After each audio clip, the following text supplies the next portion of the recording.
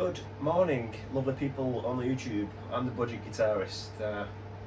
Massive thanks to my latest subscribers for jumping along and following this thing, whatever this is. And yeah, and anybody that happens to accidentally find this by mistake, thank you if you watched it to the end. Now, some days normally it's studio day, but unfortunately I won't be joining the guys because I cut my thumb yesterday quite badly, and it's in one of those really awkward places.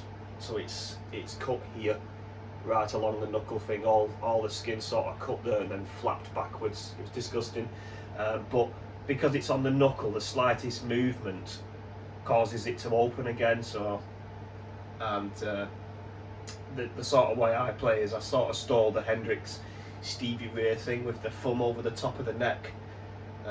Yeah, so I can't be doing that today, so I'm not going to join. However, I've got something really interesting to show you.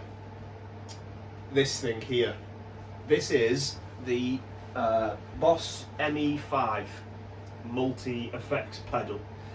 Now, you probably notice straight away that it looks very old. Now, that's because it is very old. So there's a little bit of controversy. Well, I won't say controversy, but it's hard to figure out whether this actually is Boss's first ever produced multi-effects pedal, as in before this, Boss were just making single stomp box style pedals.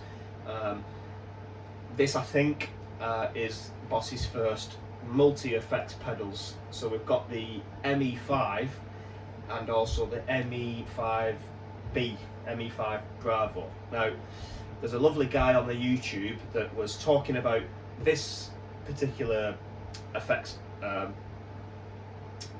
board, but he actually had to show and review the ME-5B. He only had pictures of this. So off the back of watching his video and trying to research as much as I can about it, I think that this is actually Boss's first multi-effects pedal. Now, I downloaded the manual to use, to try and figure this out, and the only date reference I could find was in the manual itself. The manual's produced in 1988. Which is telling me maybe this is from 1998, but either way, this is really, really old. But it's true to Boss. It's absolutely solid. It's got some serious weight to it. Now, it's sort of like a analog digital hybrid. So the analog part is all the effects, all the circuits inside this that provide the different effects. Analog. The digital bit comes into it with the way you program it. As you can see, there's no physical knobs to dial in a parameter. It's all using these little buttons and watching the display. Now, I've read through the instruction manual as best I can. It's quite difficult to understand how to do it, but oh, and also unfortunately today I'm not going to be playing anything because of the old thumb, but I got this a few days ago before I injured myself, and it worked. Everything worked. I just need to, once I've figured out how to use it, I'll give you a better demo. Now, my good friend of mine, Opie, gave me this because he'd had it for years. He didn't know what it was, and he was convinced it didn't work. It's probably because he didn't really know how to work it, which I'm trying to read the user manual from 1988, and it's quite difficult to follow, but it does work. I did more research. I tried to find one of these because I wanted to know, okay, it's really, really old, and it's potentially a slice of Boss's history here.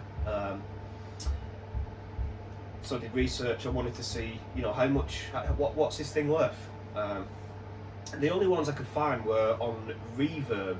That's a website for buying and selling, trading musical, all kinds of musical stuff, not just guitar, everything. And all I could find on there was they were selling, people that own these and selling them on for between 150 to 200 pounds, but the units they had were broken, they didn't work. So this one actually works, you know, fully.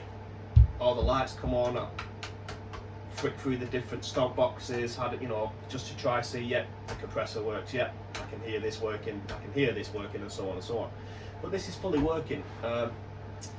The ones on the reverb again that were in working condition were then sort of more 350 up to as high as 500 pounds. Now, it was made in, you know, the 80s. It's an old bit of kit, but I think it's quite a sought after, you know, piece of kit. It's probably not the best, you know, multi-effects panel ever made, but you know, as they evolved over the years, they got better and better, the sounds got better and better. But if this is one of Boss's first multi-effect units, then it's I imagine it's quite sought after. You know, people want a slice of this of Boss's history. Yeah, that's about it for this one. I just wanted to show it you for now, and I will do a proper review, play some sounds, and you know, see what it's all about once I've figured out how to use it and my thumb is, you know, no longer in absolute clip. Before I check out, I'm gonna try something a little bit different. So on the sort of at the end of the video, you're gonna see the people that I watch on YouTube that inspire me every time they share a new video or show a new piece of kit or anything like that. I will leave the details on the back of this video so you can just check them out. Might be interesting to some of you, but these are the people that I follow, and they are great at what they do and incredibly humble. I say, if I was to meet them all in person, we'd probably all be really good mates, because we've got a passion for this kind of stuff. Just, you know, just trying to figure it out and get a good tone and develop our playing styles and all the rest of it. Anyway, thank you very much for watching.